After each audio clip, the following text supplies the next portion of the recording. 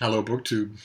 I come to you in the middle of a bleak and barren Monday because it's a federal holiday and there's no mail because some fat cat in Washington thought it was more important to honor the brave men and women who fought and died for this country than it was that Steve gets free books in the mail.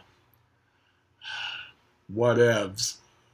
Uh, so since the present isn't pleasing me, I thought I'd look to the past, and that works just fine because I wanted to talk to you about last week in BookTube and share with you some things that maybe you might have missed that I really liked. Now, the week before last at BookTube, as I mentioned on this channel, was covered by vacation to and experience of videos for BEA and BookCon. Just all over BookTube, people who went filming videos and montages of their experiences there. But last week was filled with something a lot more enjoyable for me as a viewer.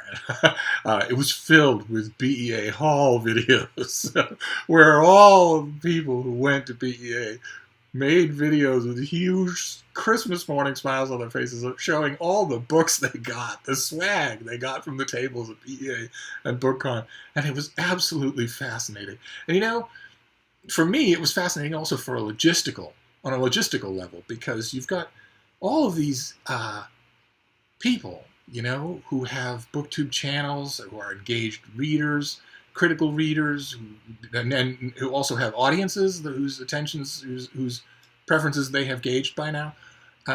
You get all those people together in a convention hall, and you pass them by table after table after table piled with ARCs. That's fascinating on its own. 10 times more fascinating to watch what they pick and to see from the outside what cover designs and PR approaches and authors are working. So you watch 50 BEA book hauls and you see which books thread their way through most of them. Just utterly fascinating. A very good pulse on what will sell, I bet.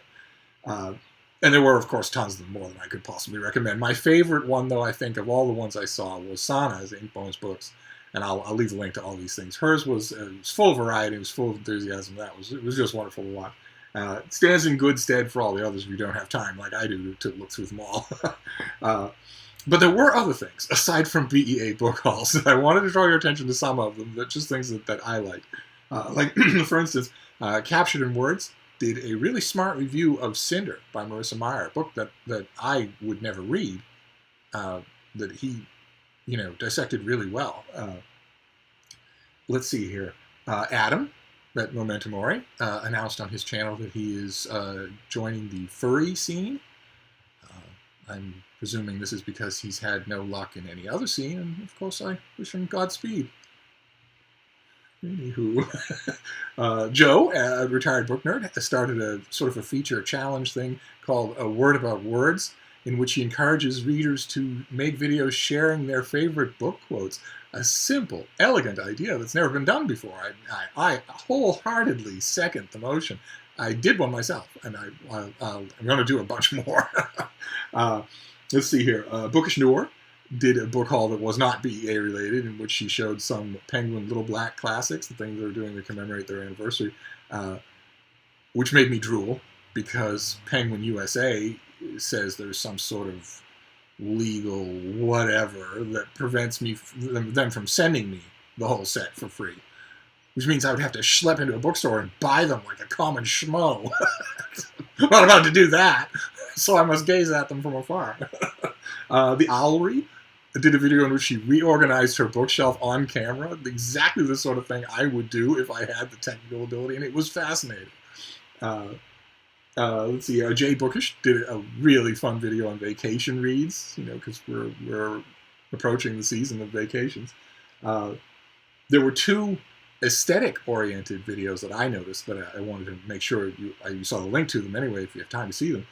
Book Hands did something called The Good, the Bad, and the Ugly Book Covers, and it was just an examination of the aesthetic presentation of books. And Just Juan Reader did something called Beautiful Books. They sort of go together as a pairing, Very interesting stuff. I know there's a lot of strong opinions one way or the other on all over the spectrum, really, on BookTube on what constitutes a good-looking book. I feel very much like making a video on the subject myself. The thing I love about it is that unlike prose, where good and bad is fairly objective, not personal taste, but merit, unlike that, visuals are up for grabs, and that makes them fascinating. Let's see here. The Olive at Book Olive continued her wonderful series of Grown Woman Reads Harry Potter. She's up to The Order of the Phoenix. I won't say that she's performed magic. I am not tempted to go back to these books, but it's a fantastic examination of them. And in another category, a smaller category for best thumbnail of the week, if you don't have time to watch the video, at least look at the thumbnail because it's a work of art, is for the Oops book haul at Strip Cover Lit. If you just summon it and just gaze upon the thumbnail. But for me, the best thing I saw on BookTube last week was on Books with Dylan. I think it may be his latest video, so if you go there, it should be right up on top. And it's the one where, even as busy as you are, I would urge you to make the time, make the few minutes to see it. It's a video tour of the State Library of NSW, and it is mouth-watering. And not just because the library is beautiful, also because of the job that he does filming it. So there you go. That was a little abbreviated because it was mostly BEA, but the BEA stuff was great too. If you want to see what's coming, what's going to dominate the book landscape in a few months, then watch a lot of those hauls, because those are the books that are going to do it. But there you go. That's last week in BookTube, and I'll see you tomorrow, BookTube. Thank you.